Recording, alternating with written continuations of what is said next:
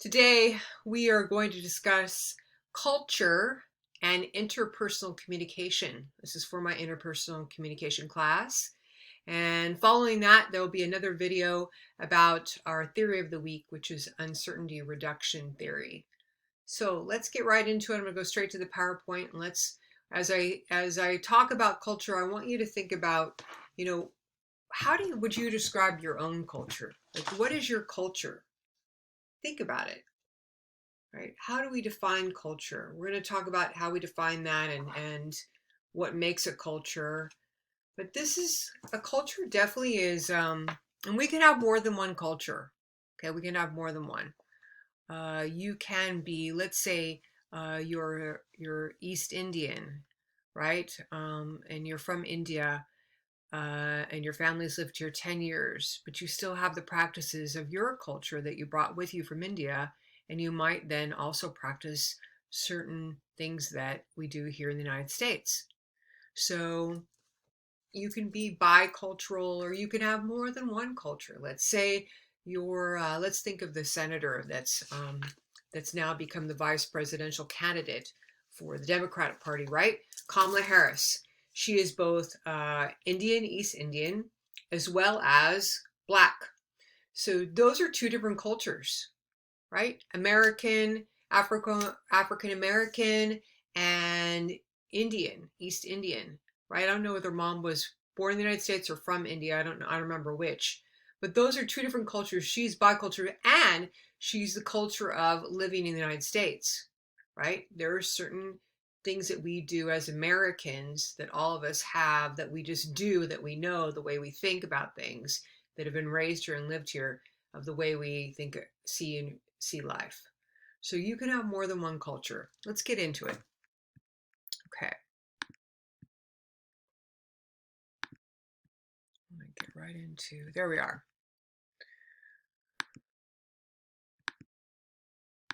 Okay, here we are. So, communication and culture.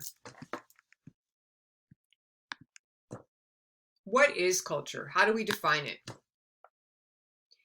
Culture is a system of beliefs, values, symbols, and rules that underlie communication patterns with an identifiable group of people. So, that means, what do they mean about identifiable? It doesn't just mean the color of your skin, okay? Because I know that in this culture, that's the first thing we think of.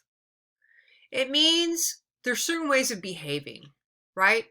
There's certain, let's take in Fresno, we have a very strong and large Hmong population.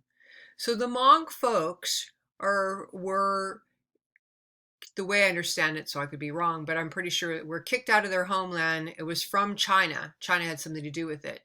But they're from the same area, okay? But they don't consider themselves necessarily Chinese. They're Hmong. And they, as Hmong people, they have particular beliefs, right? Like shamanism. Some of them practice shamanism. They have ways of doing things, certain foods that they eat that may be like Chinese but not Chinese. Maybe the spices that they use. There are certain cultural ways of behaving, etc. Now, that's what I mean by saying that people become identifiable by specific things that they do, not just how they look, right? But things that they do that differentiate them from other people. Okay, you with me? So, it's a system of beliefs, values, symbols, and rules that underlie communication patterns. So underlie the way we talk, the way we communicate, which is both verbal and nonverbal.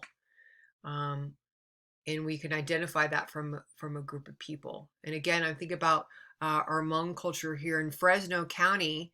Is we have a New Year in New Year's, and I have yet to go to that. I have to go to that this year. A New Year's celebration, the Hmong New Year. It's like almost a week long, I believe, and there's all kinds of different activities that Hmong people engage in, including there's kind of this singles kind of activity too that I learned from my Hmong students, um, in which they toss the ball to each other. It's like a little interactive thing and has something. It's like a flirtation activity, the way I understand it. So, there, see, isn't that interesting? So it's interesting for me because I don't have that in my culture. So I go, wow, that's really cool. Isn't it cool? Because all cultures have these different things that they do, like mating rituals or weddings. Like think of quinceañera in Mexican culture, right? The quinceañera is to celebrate a woman as she enters, or a girl as she enters womanhood at 15. Why 15? I don't know. Because there's some reason behind it. And then there's like there's a bar and bat mitzvah in Jewish culture, right? Because oftentimes Jews are both Jews by ethnicity and also Jews by religion. So this is what I mean about culture. It's so rich. There's so many paths through life that we can do. It's so fascinating. Okay, I'm getting off on a tangent, but it's fun. I love culture. Love it. Here we go.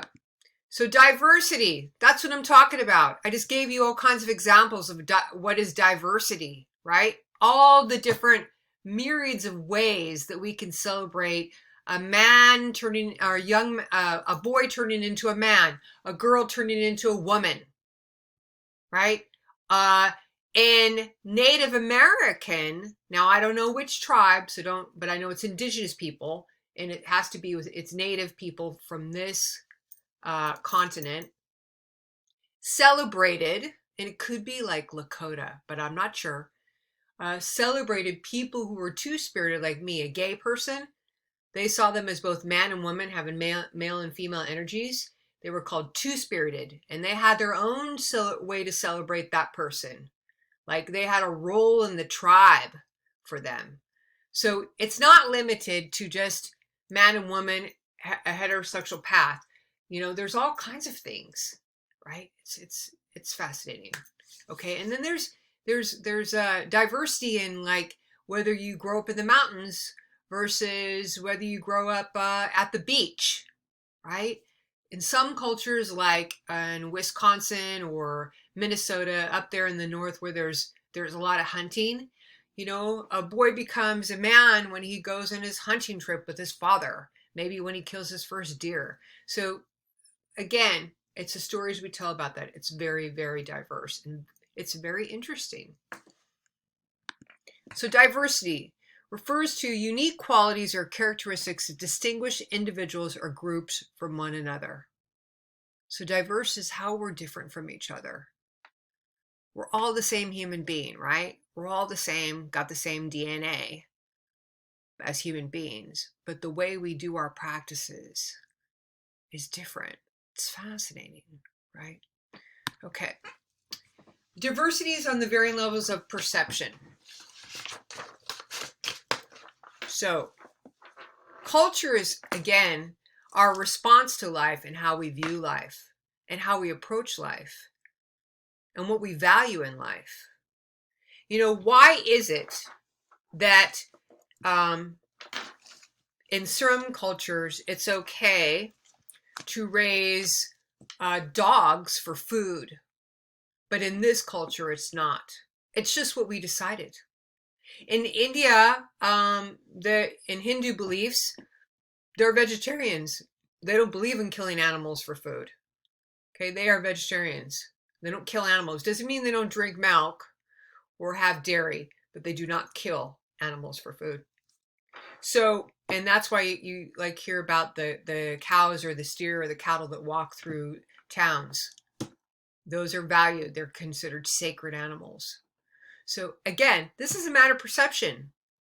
And what I love about this is, and I want you to like think this way, is it makes the case that everybody is right in their own wherever they stand.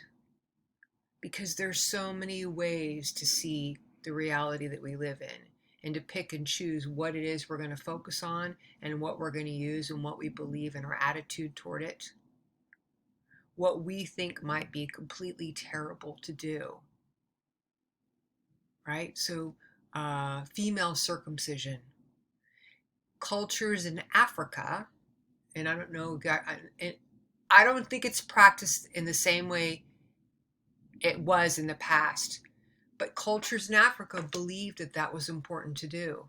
I'm not going to get into the details of that, but why do we circumcise males in our culture, right?